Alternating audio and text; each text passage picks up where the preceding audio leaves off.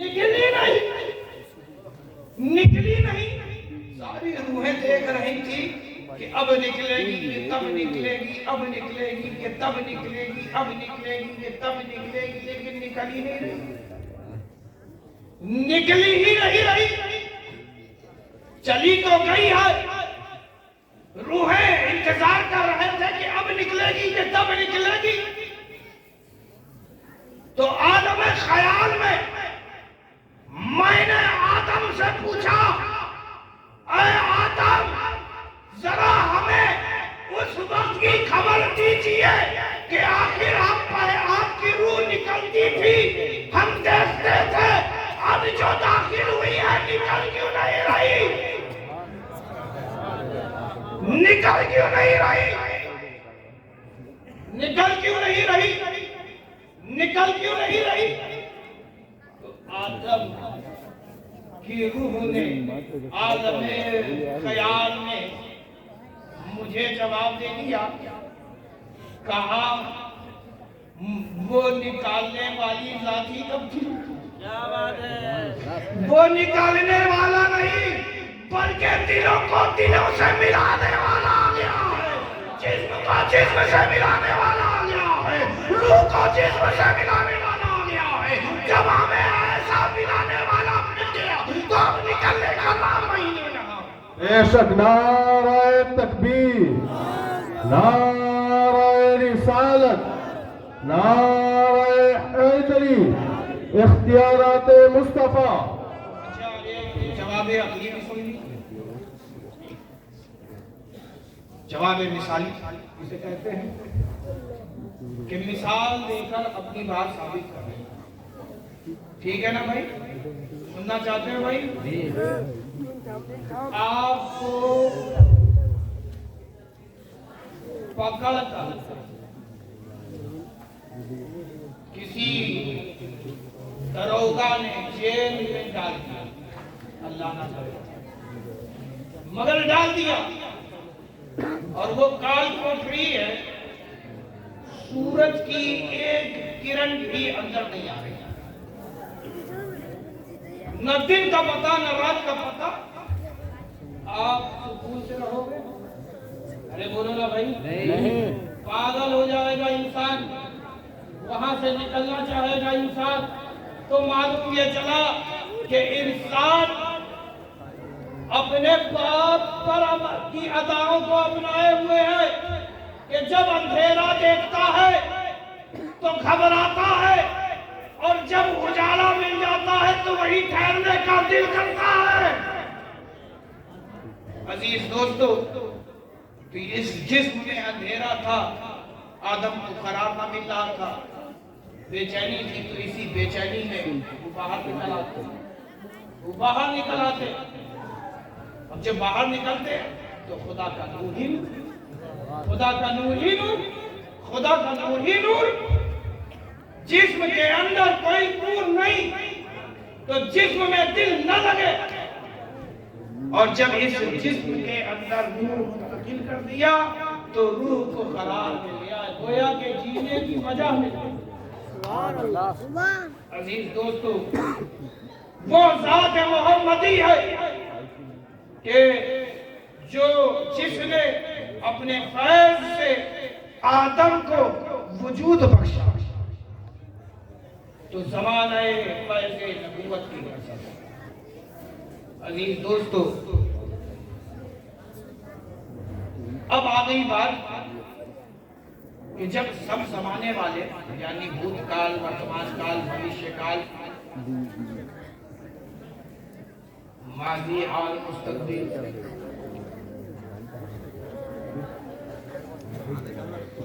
जब ये तीनों बिल, ये तीनों काल जमा हो जाए तो ये खुदा का इल्म है। ये क्या है?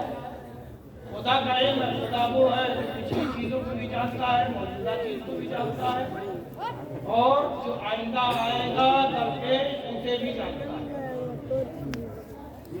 अल्लाह सब कुछ जानता है, ये खुदा का गैब है। अजीज दोस्तों, पाक परवरदिगार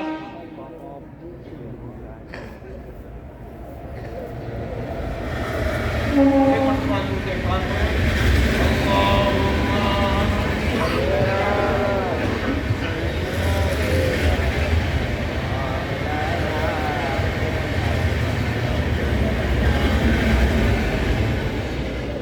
सल्लल्लाहु तआला अलैहि वसल्लम।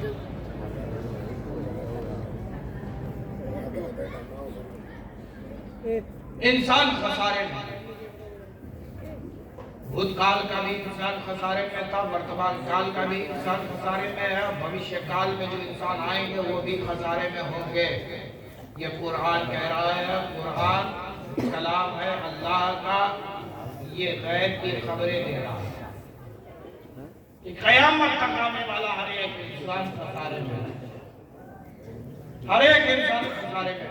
तो आप ये कह सकते हैं कि हजरत पहले का इंसान तो झोपड़ियों में रहता था, आज तो पक्के मकानात में रह रहा है। पहले का इंसान तो कच्ची सड़कों पे चलता था, आज का इंसान तो पक्की सड़कों पे चलता है। हजरत पहले का इंसान तो जमीन पर खड़े होकर आसमान की तरफ तकता था तो एक चांद नजर आता था, वहां पहुंचने की हसरतें और तमन्नाएं लेकर के दिल में रह जाता था, लेकिन पहुंच नहीं पाता था। आज का इंसान तो उस चांद पर भी पहुंच चुका। हजरत पहले का इंसान तो 10-10 दिन 10-10 रातों का सफर किया करता था, महीनों का सफर किया करता था, लेकिन आज का इंसान महीनों का सफर चंद घंटों में तय कर लेता है। तो हजरत इंसान तरक्की कर रहा है, आप कैसे कह सकते हैं कि इंसान खसारे में है? मैं उनसे पूछना चाहता हूँ जो ये कहते हैं कि चांद पे पहुंच गए, चांद पे पहुंचने के बाद क्या तुमने तरक्की हासिल कर ली? कहा हाँ, तरक्की हासिल कर ली। उन चांद पे पहुंचने वालों से पूछो, बताओ क्या तुम्हारी तमन्नाएं और ख्वाहिशात मिट गई? कहा नहीं, वहां पे पहुंचे तो हमने एक और दुनिया देखी जो दूर है, हम वहां पे जाने की कोशिश में लगे। वो वहां पे भी एक दिन पहुंचेंगे, लेकिन वहां पे भी पहुंचकर उनके बेकरार दिल को करार नहीं मिलेगा, उनके बेचैन दिल को सुकून नहीं मिलेगा, उनकी ख्वाहिशात उनकी तमन्नाएं नहीं मिटेंगी। हजरत वो चीज बता दीजिए कि जिसे पा लेने के बाद हर तमन्ना और हर ख्वाहिश मिल जाए, हर तमन्ना और ख्वाहिश मिल जाए, जिसे पा लेने के बाद किसी और चीज को पाने की लालसा न रहे। तो चांद में पहुंचे हुए इंसान से जरा पूछो, जिस पे चांद पे खड़े हो उसी से पूछो, चांद बताएगा, चांद ये कहेगा कि तुम मुझ तक तो पहुंच गए, कामयाबी यहां नहीं मिलेगी। कहां मिलेगी? कहा जहां से आ रहे हो वहीं कामयाबी। कहा जमीन पर थे, कामयाबी नहीं थी हमको। हर इंसान तो बुलंदी और मकाम चाहता है, हमें बुलंदी और मकाम न मिला तो चांद कहेगा, कहा है अक्ल के अंधों, सुनो, तुम में एक ऐसा रसूल है कि जिसके इशारे पर मैं दो टुकड़े हो गया था, बस उसी के कलमों में बिछा कर।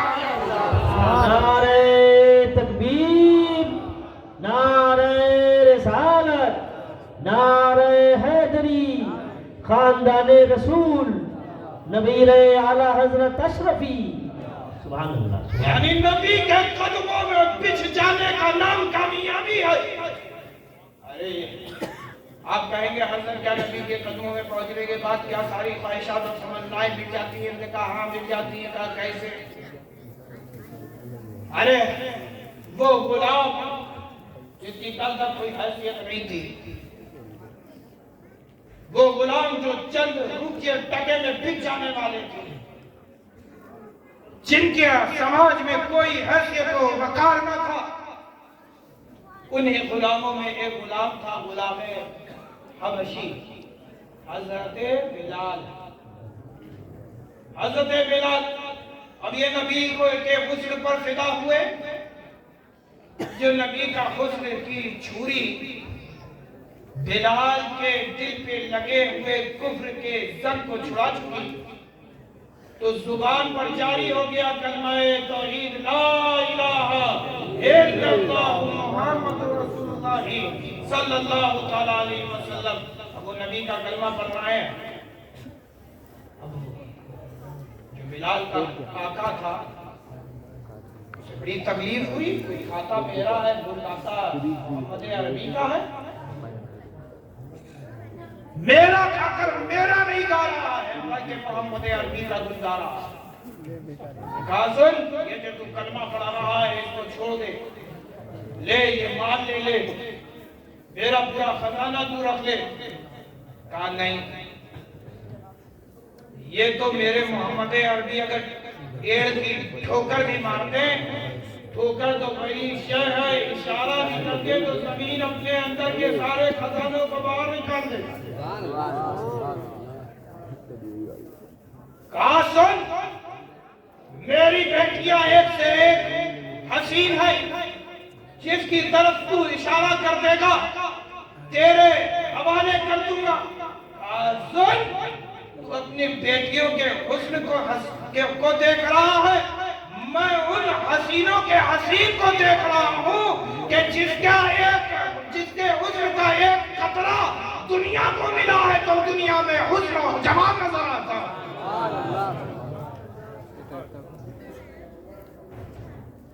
मैं उस हसीनों के हसीन पर फिदा हो चुका हूँ, ये कलमा ना छोड़ूं।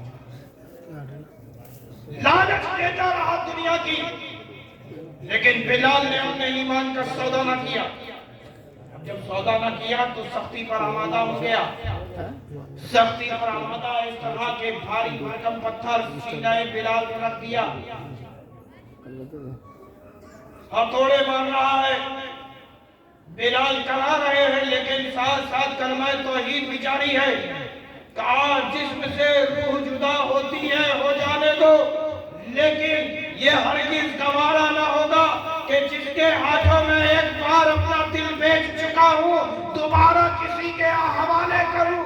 अरे जो बिक चुका है वो बिक चुका, जो बिक चुका है वो बिक चुका है। अब क्या खूब किसी ने कहा, जब तक बिका ना था कोई पूछता ना था, तूने खरीद कर मुझे अनमोल कर दिया, तूने खरीद कर मुझे अनमोल कर दिया, तूने खरीद कर मुझे अनमोल कर दिया। अब बात आ गई है खरीद लेने की। अल्लाह के रसूल सल्लल्लाहु अलैहि वसल्लम परेशान होकर चक्कर काट रहे हैं, चक्कर काट रहे हैं, चक्कर काट रहे हैं। अब जो ये चक्कर काटा जा रहा है तो अल्लाह के महबूब नूरे नजर हजरत अबू बकर सिद्दीक ने अल्लाह के रसूल की ये बेचैनी देखी, परेशानी देखी, तो चाहा कि इसे दूर करते, तो बिलाल हबशी को खरीद कर रसूल के कदमों में डाल दिया, रसूल के कदमों में डाल दिया। जब तक बिके ना थे कोई पूछता ना था, या रसूल अल्लाह तूने खरीद कर मुझे अनमोल कर दिया, तूने खरीद कर मुझे अनमोल कर दिया। अब बिलाल हबशी का मकाम पूछो, तारीख शाहिद है कि अगर बिलाल हबशी मस्जिद नबवी से आज़ान सुबह ना दे तो सुबह तुलू ना हो, सूरज निकले ना, ये मकाम बिलाली है या ये मौजज़ाए नबवी है। अजीज दोस्तों, वो बिलाल हबशी कामयाब हो गए कि अगर वो अजान न दे तो सूरज तुलू ना हो।